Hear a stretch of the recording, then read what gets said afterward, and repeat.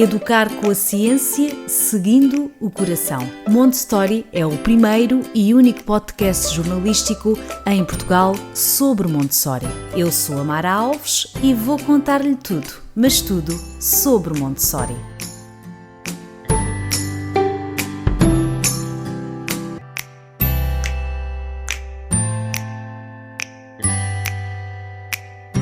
Olá a todos, pais, mães, educadores e cuidadores, bem-vindos ao podcast Montessori. Hoje tenho uma convidada há muito pedida pelos ouvintes do Montessori. Com quase 2 milhões de seguidores, a sua forma de comunicar é uma das suas grandes imagens de marca. Fique desse lado para saber de quem estou a falar.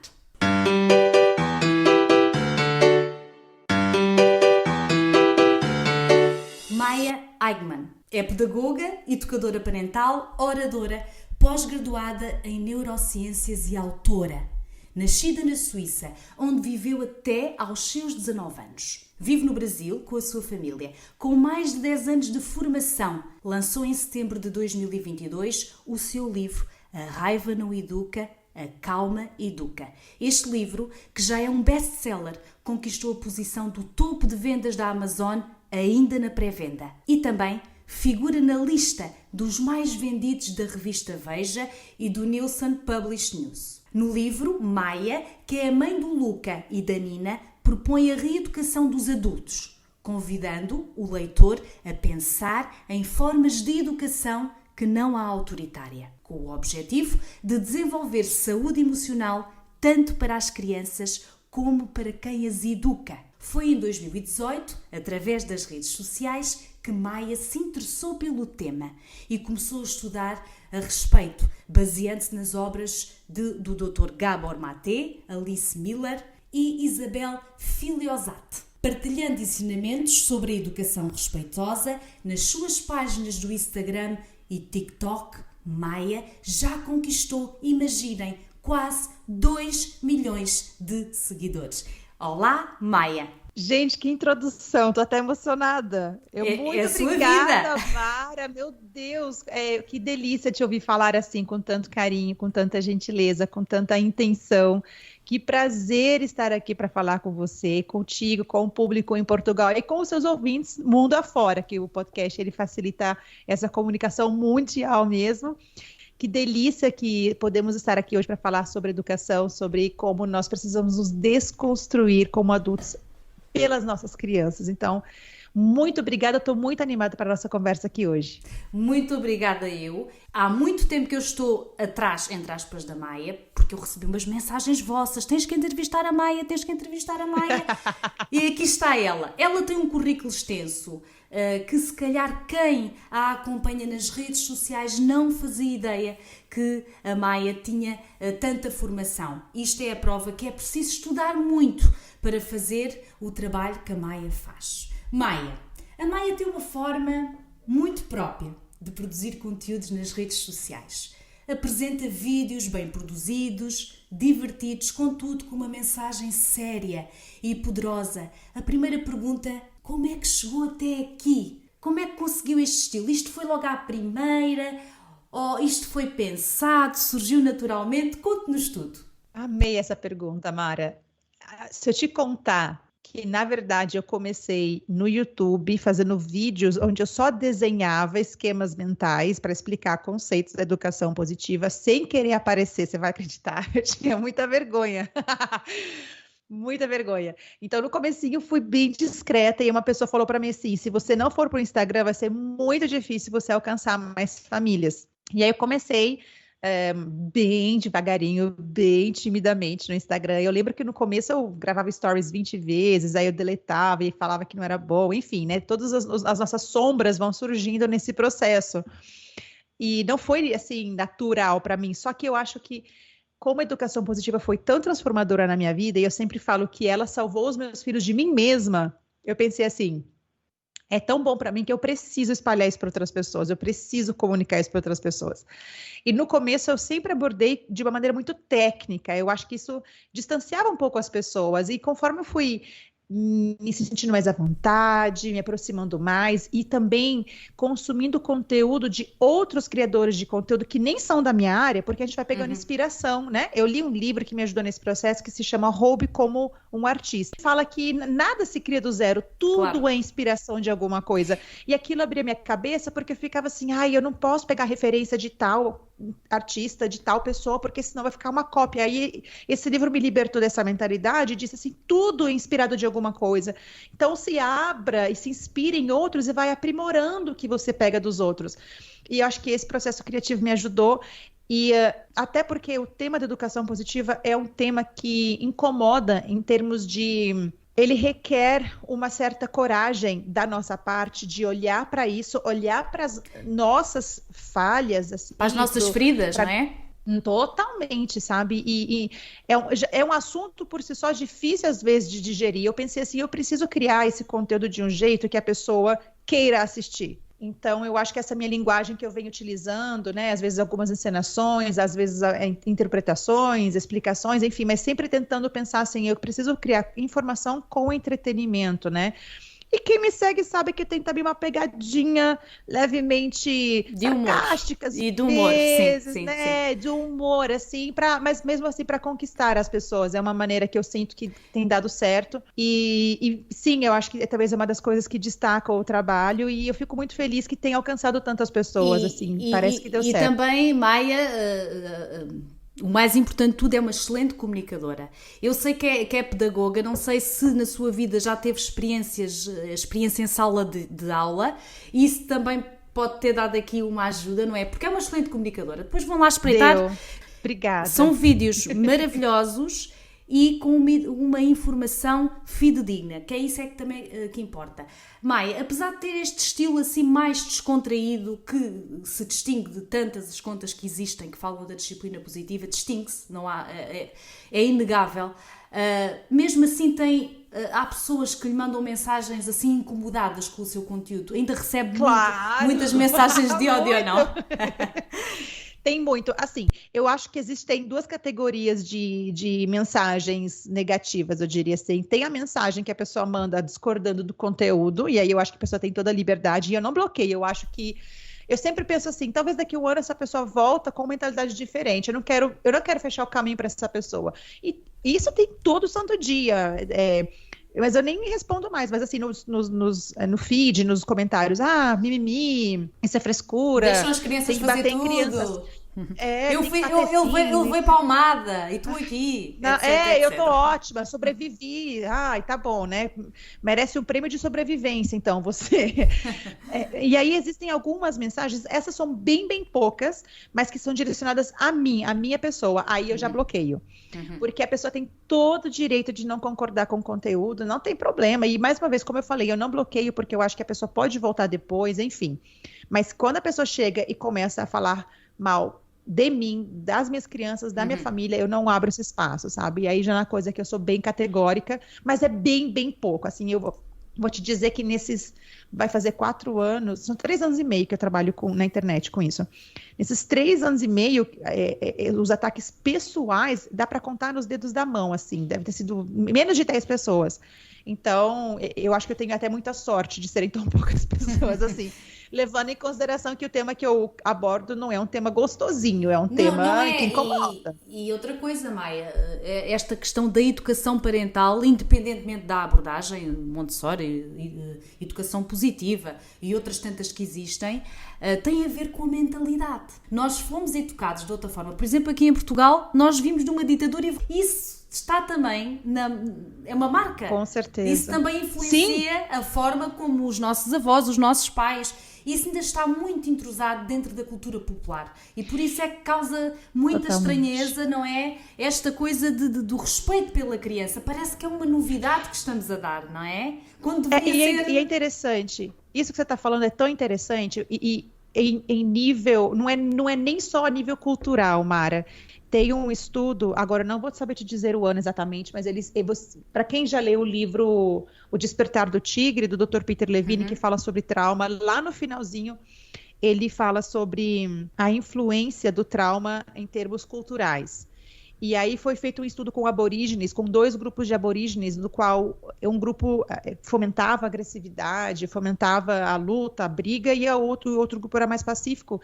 Em termos genéticos, havia alterações na saúde dessa tribo, na saúde psicológica, na saúde emocional, na saúde física, sabe? Então, essas influências não são só, às vezes as pessoas falam, mentalidade, é muito mais profunda. As marcas ficam são em termos genéticos mesmo, sabe? E a gente, hoje, com os estudos da epigenética, né, a gente sabe que o meio no qual estamos inseridos influencia diretamente o desenvolvimento. Tem um outro estudo sensacional de 2006, se eu não me engano, 2005, que inclusive esse vai ser um dos temas que eu vou trazer no meu segundo livro.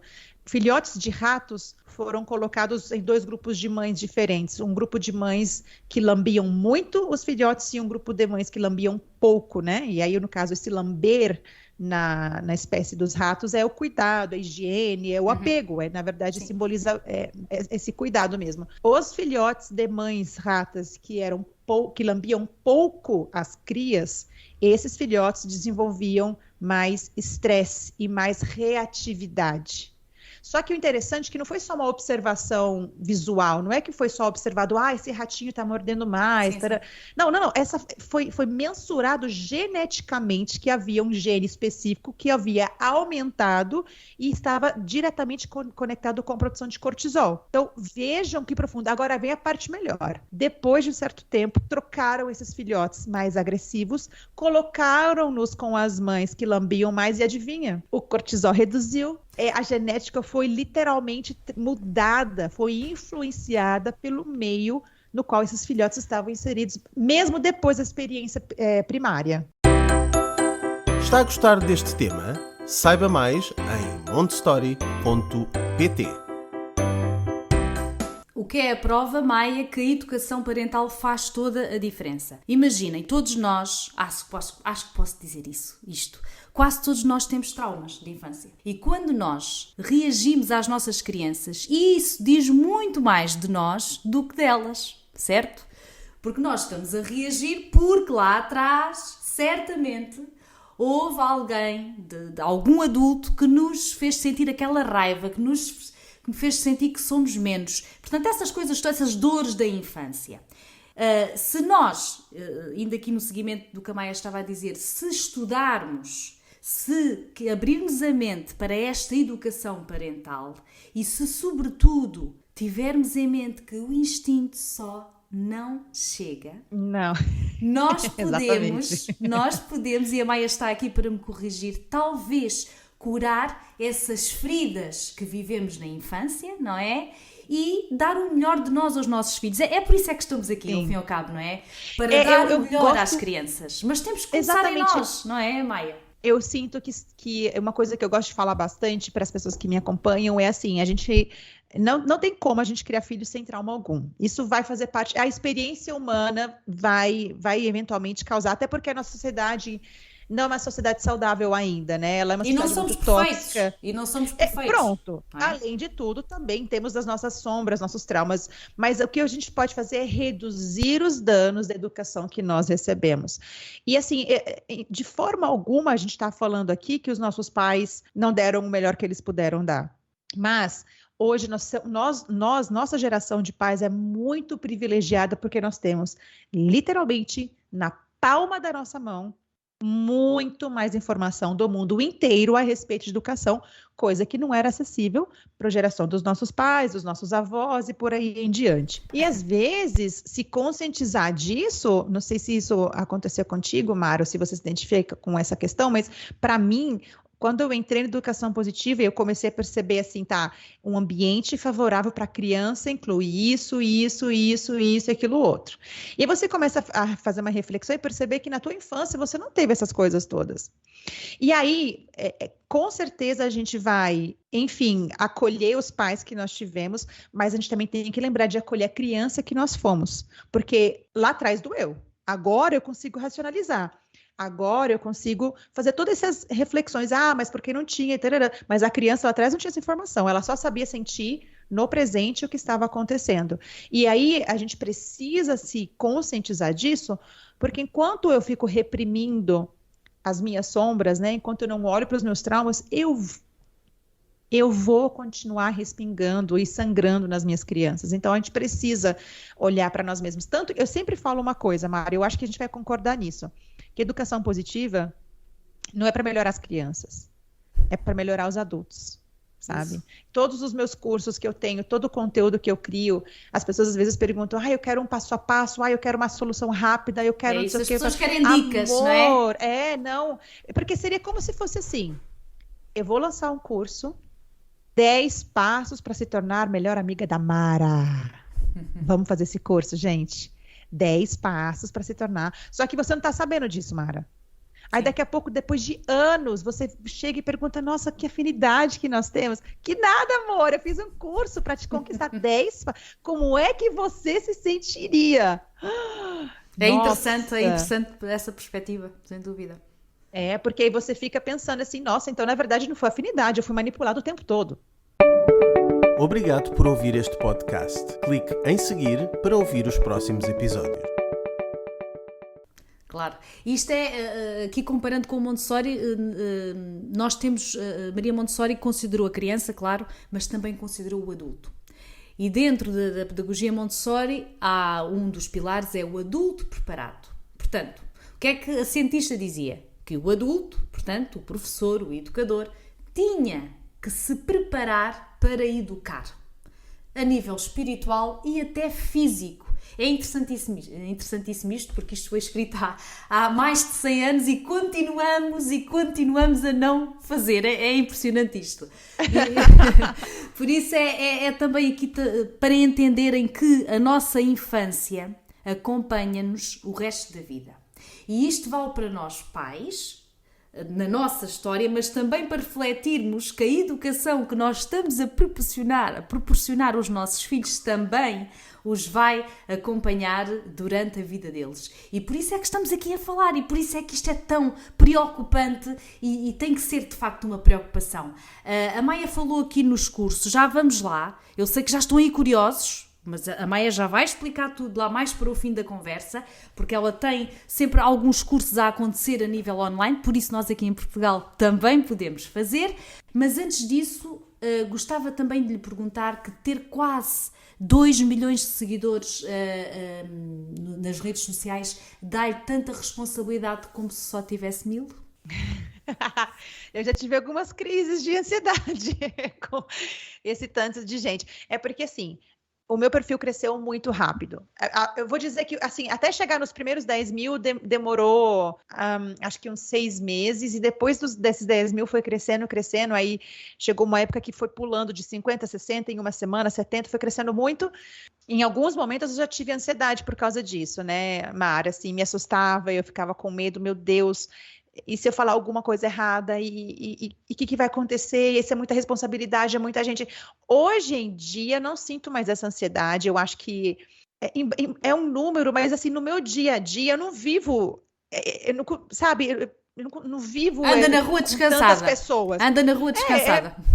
Sim, eu com a minha família, estou aqui, somos sempre nós aqui, sabe? Então, claro que eu tenho cuidado com o que eu falo. Eu também tenho muito cuidado em ter... Enfim, sempre lembrar que eu estou falando de um lugar de muito privilégio, sou uma mulher branca, de classe média alta, morando no Brasil, então não adianta eu chegar e falar para todo mundo, não, porque tem que ter autocuidado e você tem que separar um tempo para fazer uma massagem, você tem uma galera que está tentando sobreviver. Às vezes essa massagem não é possível. Às vezes parar, não é? Às vezes parar. Às vezes a pessoa não tem condição financeira, não tem condição enfim, cronológica, não tem rede de apoio, vai deixar a criança com quem... Então, assim, eu acho que essa é uma coisa que qualquer criador de conteúdo, qualquer influenciador precisa parar e pensar. Peraí, quem sou eu? Quais são os privilégios que permeiam a minha vida?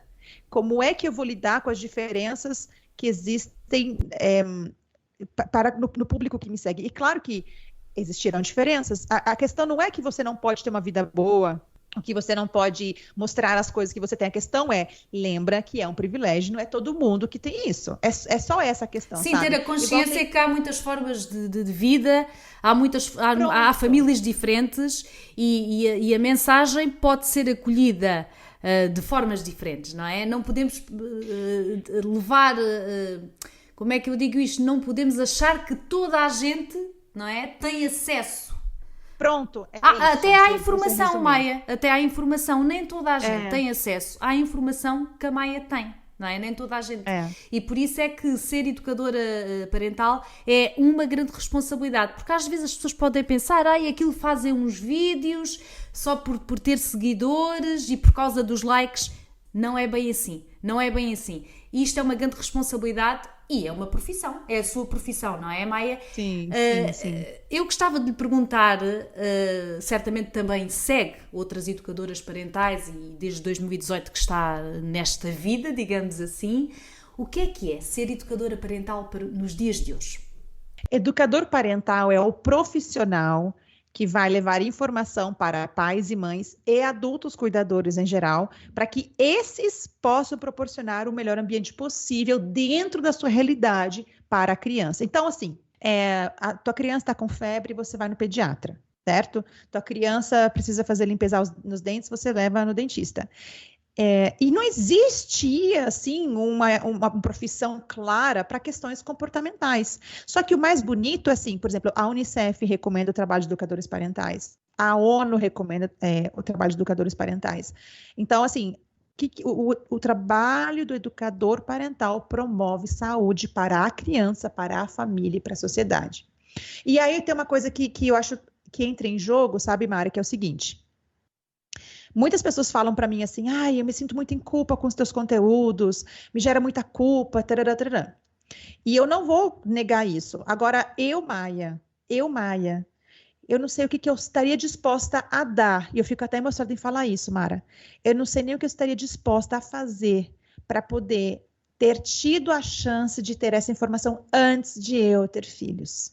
Porque os meus filhos não me tiveram como mãe respeitosa no início da vida deles.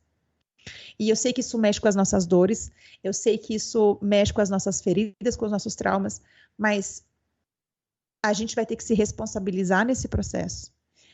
Entender que sentimos essa culpa porque temos escolha. Quando a gente não tem escolha, não tem culpa, porque você sabe que não está nas suas mãos. Mas todos nós podemos, dentro da nossa realidade, fazer mudanças e promover uma relação mais saudável com os nossos filhos. E às vezes as pessoas vêm com esse discurso de culpa e eu só respondo isso, amor, eu entendo você e mexe em mim também. Você pode ter certeza que o que dói em você já doeu muito em mim também. E também ter aqui a noção que a Maia é como você que nos está a ouvir agora, não é? A Maia tem esta informação toda, mas o percurso dela, que é o que ela está a dizer, tem as mesmas dores que nós temos, não é? Porque às vezes ter a informação, isto é como o filho do médico também fica doente, não é? Porque depois também há esta ideia que os filhos das educadoras parentais são perfeitos, não é? Não é também bem assim. São crianças, obviamente. A Maia tem acesso à informação e, felizmente, ensina-nos também a nós, seguidores, como fazer. Por isso, basicamente, é acolher esta informação e querer mudar, porque não vale a pena estarmos a seguir contas, a ler blogs e a ler livros, se aqui a nossa cabeça não quer mudar e se a vozinha está aqui, o quê? Agora não vou gritar e agora não vou bater, porque eu fui criada assim. Tem que haver esta abertura de mentalidade para que haja esta mudança. Com 2 milhões de seguidores, eu calculo, recebo muitas perguntas, mas eu gostava de saber qual é que é assim a top, qual é... ou 2 ou 3, quais são assim as maiores dúvidas? Você já até sabe. Sei. Eu acho que você já até deve saber quais são as perguntas. É assim, por mais que eu sempre fale, né, que é educação positiva para mudar os adultos, não as crianças, mas assim, as perguntas que eu mais recebo são: como é que eu lido com as birras? Claro. Como é que eu faço para o meu filho me obedecer? Sim. Então, assim, a criança continua sendo colocada como um problema a ser resolvido, né? Sim. E aí eu pego essas perguntas, eu abro caixinha de pergunta todos os dias nos meus stories. Primeiro porque é uma interação super gostosa, e segundo porque tem muita gente que está com sede de conhecimento, tem muita gente que quer aprender e se desconstruir. A Maia nota desde 2018 até aqui que há aqui uma mudança também? Há pais que querem estar mais informados? Sim. Em termos assim, agora se a gente for fazer uma divisão de pai e mãe, infelizmente, As mães. ainda são muito mais... mas assim, é gritante a diferença. Acho que 95% do meu público é feminino. Sim. Infelizmente. Mas, mesmo que a mudança seja pequenininha, mas tem mais homens comparecendo ultimamente, sabe? Isso me deixa Eu feliz. também sinto isso na minha conta. Os homens Tem mudado os pais estão a começar também a abrir a mente, digamos assim. Pelo menos a participar, a querer participar. Então, assim, essas dúvidas, muitas perguntas são sempre colocando a criança como problema. E aí, não dá para você responder isso rápido. Você tem que explicar primeiro que tem uma mudança de mentalidade no adulto, que é o adulto que precisa mudar, entender que não é a criança que tem que parar de fazer, que primeiro tem que olhar para a qualidade da relação. E assim, eu acho que as pessoas, algumas se abrem mais para isso, algumas se abrem menos. Mas assim, eu tenho um termo que eu uso bastante e eu trouxe ele muito para o meu livro, que é o termo adultismo. Dar a mesma importância à criança como se fosse um adulto. A sociedade não dá, não é? A criança é menos. A criança é menos. Exatamente. Mas vai além disso. Não só rebaixamos o valor da criança, como abusamos do nosso poder na relação. Assim como no machismo, o homem abusa de poder na relação, com a mulher, no racismo, os brancos abusam de poder na relação com pessoas negras. No adultismo, os adultos abusam de poder, o que é absolutamente injusto e até cruel, porque é ridículo comparar um ser humano sem cérebro desenvolvido ainda versus um ser humano com cérebro totalmente maduro, né? Então, só que a gente não percebe, e é uma coisa que eu trago muito, entre a criança e o adulto, quem é que tem o cérebro maduro na relação? A gente quer que a criança facilite as coisas pra gente, a gente quer que a criança seja quietinha, boazinha, não dê trabalho, obediente, mas lá na frente também queremos que seja um adulto que saiba se posicionar, que saiba argumentar, que saiba correr atrás das coisas que são importantes para ele. Mas como é que eu vou desenvolver essas habilidades se quando ela é criança eu tô adestrando e quero que ela fique quietinha e siga as minhas instruções para que ela se torne um adulto que consiga trilhar o próprio caminho. Eu sempre falo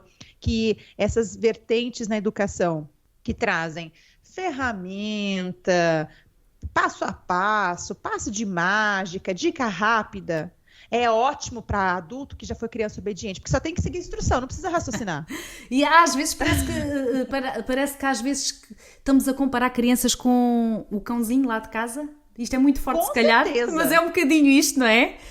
Portou-se mal, vai para o quarto, não é? Portou-se mal, vai para o quarto. Pronto. É mais ou menos isto. Ou então, assim, comportou bem? Bom, garoto, toma aqui meu amor e a minha atenção. Agora eu te dou colo. Você fez a feiura? Não vai ganhar petisco de amor, hein? Agora eu vou me afastar de você. Gente, isso é adestramento puro. Só que dói ouvir isso. Ah, não, que exagero, Maia. É exagero, né? Só que não dói no adulto, dói na criança. Enquanto a gente não despertar para o desrespeito, a gente vai continuar adestrando nossos filhos. Ouvindo a Maia, com esta energia, é isto. Por isso é que eu digo, vocês têm que ir a correr ver o Instagram da Maia, porque é isto, nós temos acesso a esta energia diariamente, portanto temos aqui, eu diria assim, uma preciosidade em ter acesso a este conteúdo. E depois, quem quiser ir um bocadinho mais além e fazer um curso com a Maia, também é possível, online, claro. Maia, que cursos é que tem neste momento e como é que nós aqui em Portugal podemos fazer para fazer esses cursos? Eu tenho 2 cursos livres, vou descrever para vocês aqui. O primeiro é o Intensivão da Birra. A birra, na verdade, nada mais é do que uma intensa frustração, né? E aí eu criei um curso só sobre isso, para explicar a neurociência por trás das intensas frustrações. E no meu curso eu falo de intensas frustrações, seja de recém-nascido, criança pequena, adolescente e adulto, porque nós também fazemos birras, não é? Muitas. Então é um curso, é o meu curso mais acessível.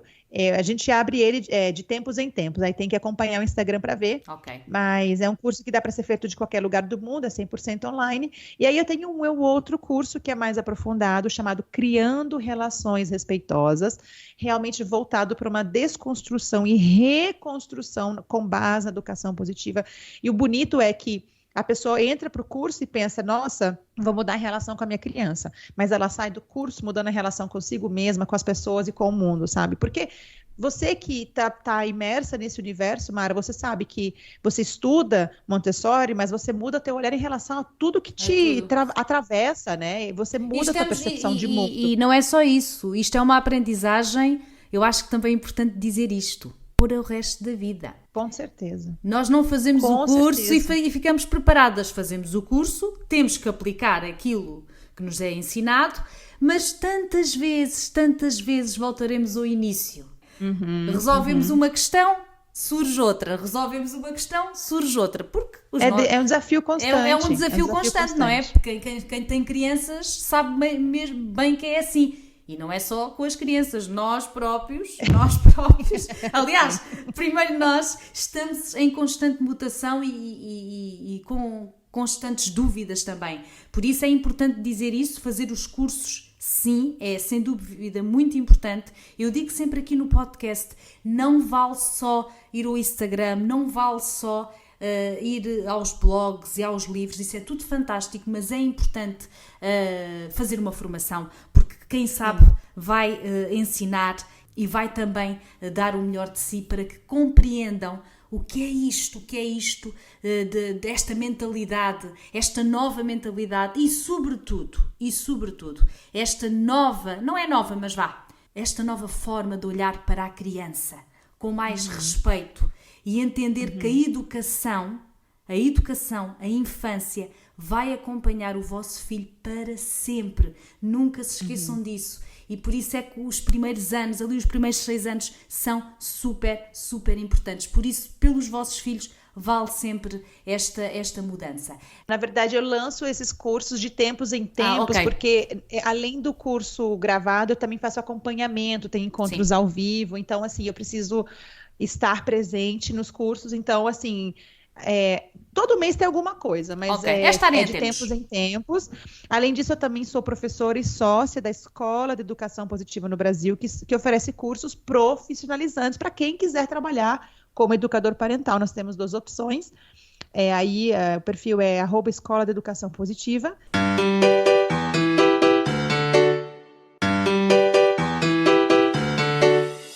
Como eu disse lá no início, a Maia lançou o seu primeiro livro em setembro de 2022. A raiva não educa, a calma educa. Já este título dá vontade de ir a correr já comprar. Basta irem a qualquer livraria e está lá e a procurar a raiva não educa, a calma educa e encontrar o livro. Diga. Tem a versão audiobook também para quem não gosta de ler, tem muitas pessoas que preferem ouvir. Também é só colocar audiobook, Maia Eigenman ou a raiva não educa, a calma educa, que tem em mais de 30 plataformas digitais no mundo todo, que é uma opção também para quem prefere ouvir ou para quem não tem condições enfim, conseguir o livro físico onde estiver morando. Bem, isto é uma conversa que nós ficávamos aqui o resto do dia. Eu ficava, porque a Maia ficaria tranquilamente. É ótima.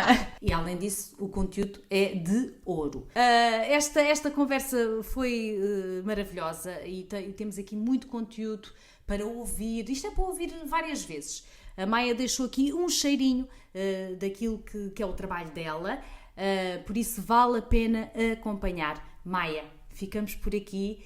Um grande obrigada por esta conversa, por estar aqui e por o seu tempo e, claro, pela sua informação, pelo seu conhecimento. Foi um gosto tê-la aqui. Foi muito bom. Eu que te agradeço pelo convite, Mara. Foi um prazer estar aqui no Montessori e espero que quem tiver ouvido esse episódio tenha gostado. Compartilhem com outras pessoas, porque eu sempre falo, quanto mais adultos conscientes tivermos, quanto mais adultos conscientes estivermos, mais crianças respeitadas teremos também, e isso que muda a nossa sociedade. Então, muito obrigada por você abrir seu espaço para me receber. Um beijo em todos os ouvintes de Portugal e do mundo, e quem sabe até a próxima. Isso, é isso mesmo. Muito obrigada por nós. Encontramos para o mês que vem. Não se esqueça de passar nas redes sociais, em montessori.pt, no Instagram, no Facebook. Estamos aí. E claro, se este episódio fez sentido, que eu tenho a certeza que sim, é partilhar e seguir no Spotify, no YouTube e em todas as plataformas dos podcasts. Até para o mês que vem.